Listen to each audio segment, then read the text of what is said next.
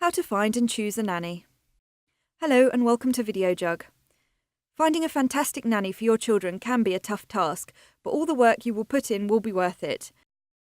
With help from Vanessa Cook, Managing Director of Little Ones Nanny Agency, Video Jug have put together a guide to help you find that perfect nanny. Step 1. Finding a nanny. There are many different ways to search for a nanny.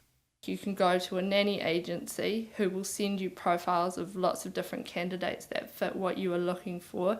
You can place an ad in a newspaper, which is a little bit more risky because you don't know who might contact you. There are also websites like findababysitter.com where nannies advertise themselves. You can also ask your friends who have children if they have a nanny. Step 2. Shortlist. When you're searching for a nanny on an independent basis, you will need to shortlist the nannies yourself. When shortlisting, make sure you know exactly what you want from your nanny.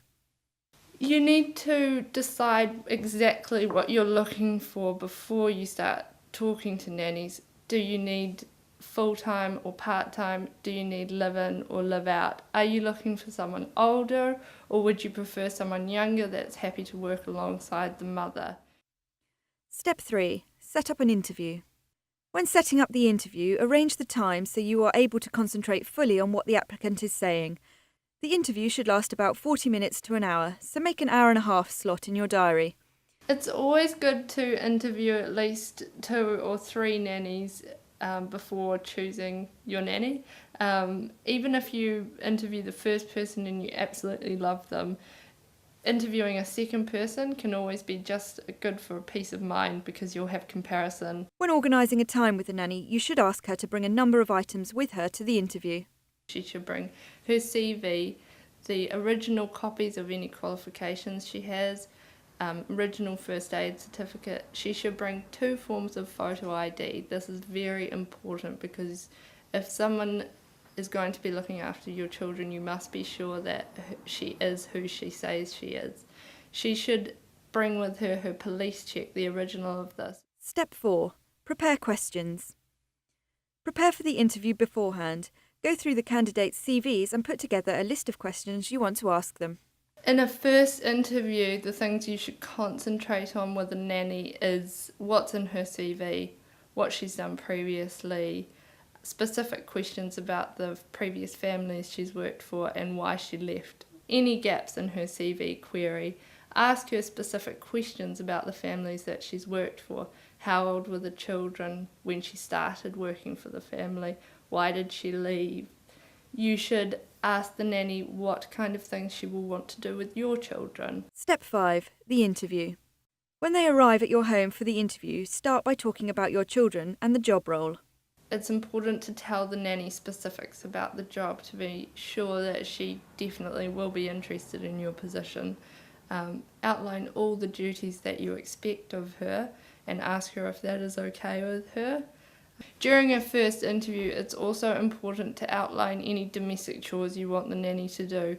If you want her to just do light housework, cleaning up after herself, cleaning the floors in the kitchen, making sure that the benches are all clean and hygienic, all the children's washing and ironing, any dusting in the children's room. If you want her to do extra things like the parents washing and ironing, you need to make sure that she's happy with this. Now ask them your prepared questions. This is your chance to really see what the nanny is like. The attributes you should look for in a nanny are someone who truly loves childcare. They should instantly be interested in your children and be asking a lot of questions about your children the moment the interview starts. A nanny should be someone who's loving and fun. A nanny should be full of ideas of things to do with children no matter what age they are at. Step 6. After the interview. When you have finished the interview and you like what you see, let her know.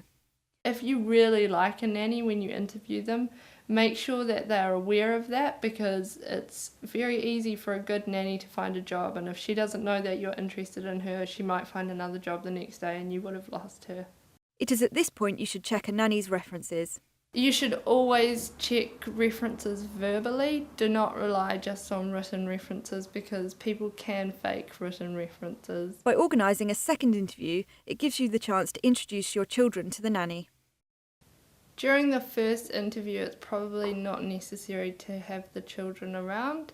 Perhaps the nanny could meet them in a second interview when you feel confident about the choice of nanny, because you don't want to have too many people meeting your children. It can be confusing for them. Step 7. Successful candidate. Once you've decided who the perfect nanny will be for your children, it's best to give them a trial run. It's always a good idea to have a trial few days before you offer a nanny a job.